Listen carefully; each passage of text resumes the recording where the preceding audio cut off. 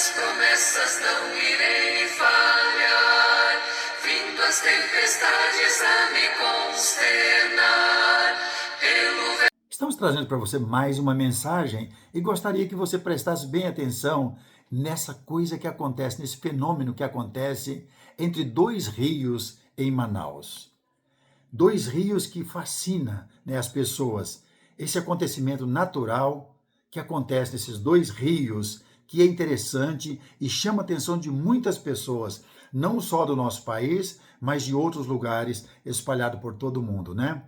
É uma atração constante, mas os turistas que visitam a região e o encontro das águas dos rios Negro e o rio Solimões, devido às diferenças de temperatura, velocidade, nível, acidez, as águas dos dois rios demonstram para si, né, para todos verem como elas demoram a se misturar.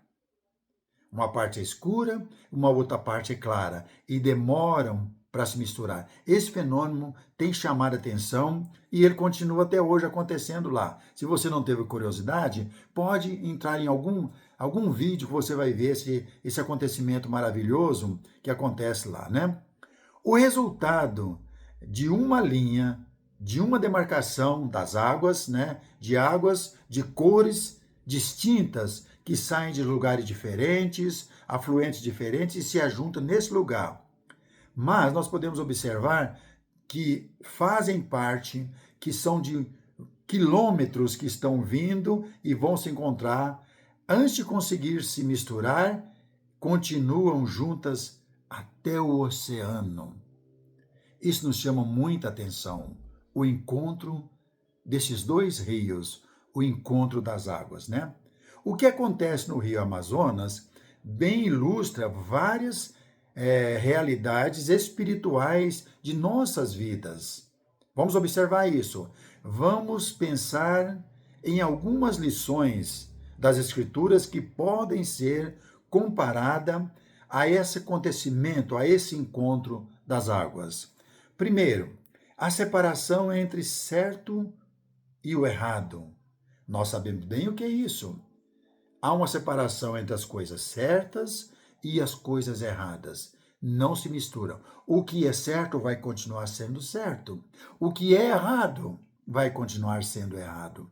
O Senhor nos chama a ter a sabedoria para distinguir e escolher, né? Para a gente poder saber qual caminho andar. Jesus falou de dois caminhos distintos, com destinos, lugares diferentes. São opostos. Um que vai para a glória eterna e o outro que vai para a condenação eterna. Então são diferentes.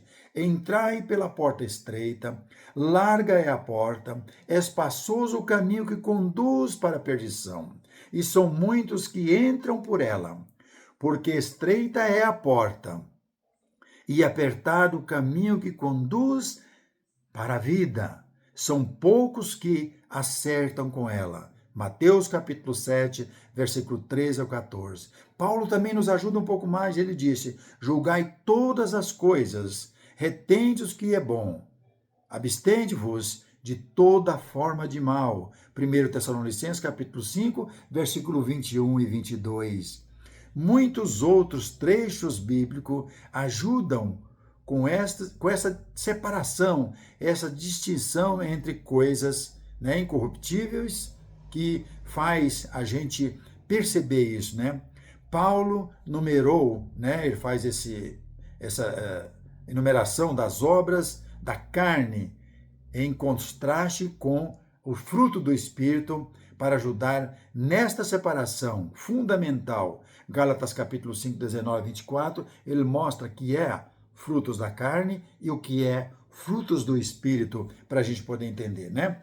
A importância de uma vida santificada, separada do lado de Deus, das coisas boas. Aí ele diz: a escolha entre os caminhos que encontramos determina a nossa conduta. Não é suficiente distinguir entre certo e errado. Precisamos agir de uma maneira coerente e viver como pessoas santificadas, ou seja, separadas das coisas erradas para a gente poder estar ao lado de Deus. Esses dois rios nos ajudam a compreender bastante, né, esse encontro das águas. E nós podemos ver que não agrada ao nosso Criador, né, fazer ficar nas coisas erradas. O apóstolo Pedro bem frisou esta necessidade. Tornai-vos, olha comigo, primeira carta de Pedro, capítulo 1, versículo 14 e 15. Tornai-vos santos, quer dizer, está falando conosco, também vós mesmos em toda a vosso procedimento. Porque escrito está, sede santos porque eu sou santos. Ora, se invocais como Pai aquele que sem exceção de pessoas, né, julga segundo as obras de cada um, portai-vos com temor durante o tempo da vossa peregrinação. Nós temos um tempo para viver aqui e Deus fala que nós não pertencemos a esse mundo. Nós não fazemos parte desse mundo. Somos peregrinos, tempo da peregrinação. Tanto aqueles que vão para o castigo eterno, quanto aqueles que vão para a vida eterna, não vão ficar aqui. Não vão ficar. Somos peregrinos, somos forasteiros e estamos nessa vida, né? Estamos no mundo, mas não devemos ser do mundo. Precisamos ter essa sabedoria. Somos do mundo, mas não pertencemos ao mundo, né? Alguns levam o princípio da santidade a uma aplicação distorcida, né? Ao se isolarem dos outros, pode ver, tem algumas religiões que acham que o homem tem que ficar isolado do mundo, né? Isola de outras pessoas, né? Evitando contato de pessoas, do mundo. Os fariseus condenavam Jesus por manter contato com pessoas e ainda não convertido, que não era convertida. Os fariseus, que era aquela religião super forte, olhava para Jesus, olha, ele está comendo com pecadores, olha, ele está no meio de publicanos, e condenavam Jesus, porque Jesus estava no meio. Esse não é o ponto principal, não é isso que ele está falando. A nossa vida deve ser santa, separados do mundo, porque nós não vamos misturar nas coisas erradas. E eles acabavam acusando Jesus. Ele fala isso em Lucas capítulo 5, versículo 29 e 30, né? Ao longo da história, diversos grupos religiosos decidiram se isolarem das outras pessoas pela formação de colônias separadas, né, bem isolado. Esta não foi a intenção de Jesus. Ele não somente recusou a isolar, né, ficar fora dos outros, os seus seguidores também fizeram exatamente o oposto ao enviá-los como embaixadores ao mundo. Lembra quando Jesus pegou lá uma comissão de 70, enviou de 2 em 2 para espalhar o evangelho e para preparar o caminho no lugar que ele ia passar. Vocês vão para o meio de pessoas pecadores, vocês vão para lá, vocês vão anunciar. Olha o que ele diz: não peço que os tires do mundo, e sim que os guardes do mal. Eles não são do mundo, como também eu não sou. Jesus está falando. Santificai-vos na verdade. A tua palavra é a verdade.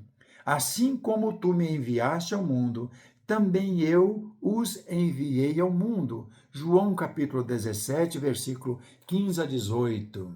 Jesus falou, não tirei eles do mundo, eles estão no meio de todos. Deus ainda não nos tirou desse mundo. Nós ainda estamos no meio de muitas pessoas, milhares de pessoas. Nós ainda estamos nesse mundo. É aqui que nós vamos desenvolver o nosso papel, sem misturar com as coisas erradas do mundo, né? O perigo real de perder esta destinação, ou perder o destino, está na nossa frente todos os dias. Todos os dias. Lembra dos dois rios? Eles vão embora, lado a lado, até desaguar ao mar. É fascinante estas coisas na natureza. Deus não deixou aquilo por acaso. é para a gente poder aprender também com as coisas que estão na natureza, né? Quando os dois rios se encontram em Manaus, a separação é nítida, lado a lado, vão batendo e vão embora, né? Mas depois de andarem juntos por um tempo, esta separação some e as águas se misturam no seu caminho para o oceano. Para o oceano. Nós estamos no meio. Nós não sabemos separar, mas estamos caminhando. Deus faz essa separação. As águas vão para o oceano, né? Podemos ver isso, né? As diferenças de velocidade e temperatura se perdem e a mistura das águas até, né, iguala a comparação química.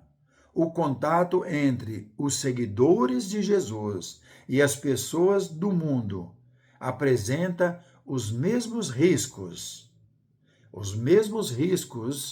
das águas, que são bem diferentes, que em determinado ponto lá na frente, antes de chegar no mar, vão se misturar.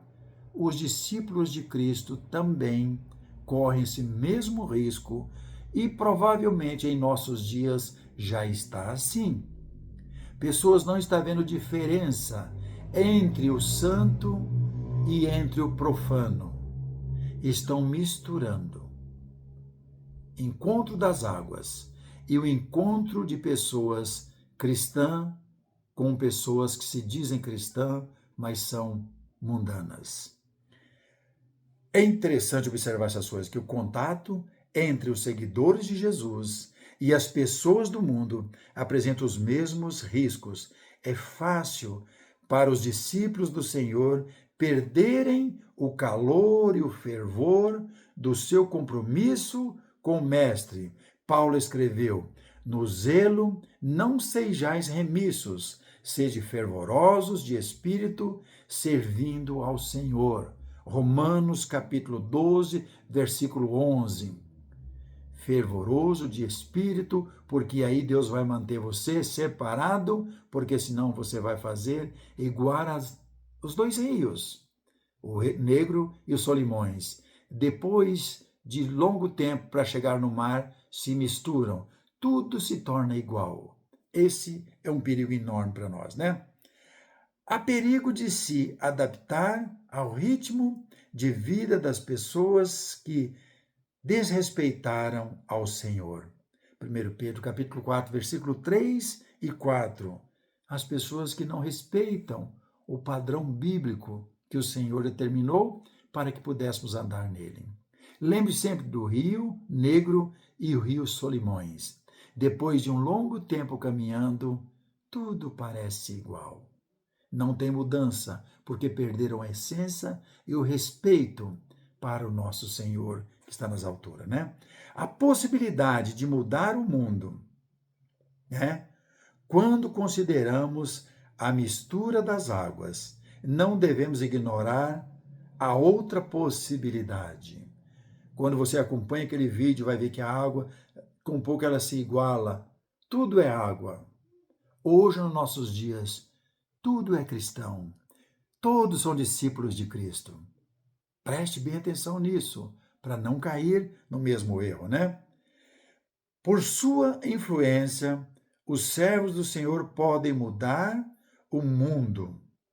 Por isso, Jesus nos chamou para ser o sal que preserva, para ser a luz que ilumina o mundo. Mateus capítulo 5, versículo 3 a 16. O sal vai temperar para dar um sabor. A luz não vai ser escondida, ela precisa estar em um lugar mais alto para clarear aqueles que estão embaixo dela. Estas palavras não estão na Bíblia por acaso. Aquela mistura dos dois rios que andam quilômetros sozinhos e depois chegam e encontram e batalham contra o outro para não se misturar porque são diferentes. Mas chega uma hora que se misturam e se tornam um só. Nós precisamos ter bastante cuidado. Cuidado para não se igualar aos erros de doutrinas erradas que está cheia em volta de nós. E Deus te deu sabedoria para você lidar com estas coisas. Deus te deu inteligência. E Deus ainda preserva a palavra dele viva em nosso meio. Simples. Temos uma Bíblia ao nosso lado. Se não temos, é muito simples adquirir uma cópia da Bíblia. Encontramos em qualquer papelaria, né, uma cópia da Bíblia para a gente poder observar, estudar e descobrir o caminho estreito que conduz para a vida eterna. Não precisamos cair no erro de doutrinas e de homens que não têm respeito por Deus, que têm ensinado abertamente muitas doutrinas erradas. O cuidado é meu e seu. Nós vamos prestar conta com Deus um dia. E um dia nós vamos estar sozinhos na presença de Deus para sermos aprovados ou desaprovados por Deus. Lembra que Jesus falou em Mateus capítulo 7? Quando chegaram para ele, disse: Senhor, Senhor, mas em teu nome fizemos isso, aquilo, e vai falando um monte de coisa. Jesus disse: apartai-vos de mim, eu não vos conheço. Porque Jesus nos deu a palavra para que a gente seja imitador dele. E essa palavra tem nos educado para a gente nunca se misturar com pessoas que se dizem discípulos de Cristo e fazer as coisas que eles estão praticando. Ainda vamos estar junto com eles. Não vamos sair do mundo enquanto Deus não determinar o momento. Então, é nessa luta que nós vamos mostrar o nosso carinho, o nosso amor para com o nosso Deus e Pai. Que Deus nos ajude a manter o foco principal. Espero que essa mensagem tenha ajudado você a acordar ou manter-se firme no caminho que você está. Porque o diabo não vai dar folga. Ele vai tentar enganar você com a Bíblia. Não é sem a Bíblia. Ele vai enganar você com a Bíblia, para que você pratique coisas que não está determinado para a gente praticar hoje na nova aliança, na era da igreja. Tenha bastante cuidado. Ele anda como um leão a rugir em volta de cada um para tentar apanhar ele. Lembra o que ele fez com Jesus em Mateus capítulo 4? Ele usou a Bíblia para enganar Jesus, mas não enganou. Lembra quando ele falou: se tu és o Filho de Deus, manda estas pedras transformar-se em pão, em pães. Jesus disse: nem só de pão o homem viverá, mas de toda a palavra que procede da boca de Deus. Ele, não contente com isso, levou Jesus a um penáculo, lá um alto, e falou: olha, se tu és filho de Deus, atire daqui abaixo, e os teus anjos, você pode dar ordem, os teus anjos vão amparar você. Jesus fala: olha, não tente a Deus. Depois, ainda não contente, ele fala para Jesus: olha, se prostrares por um pouquinho diante de mim, e mostrou muitas cidades, dar-te-ei todos estes reinos para você. Jesus, daquele momento em diante, falou: não tentará o Senhor teu Deus. Então, um pouquinho de coisa que você obedece ao diabo, a tática dele já é o suficiente para ganhar você para ele. Pense nisso, tá bom? Que Deus nos ajude e nos ajude a caminhar juntamente com ele para a eternidade.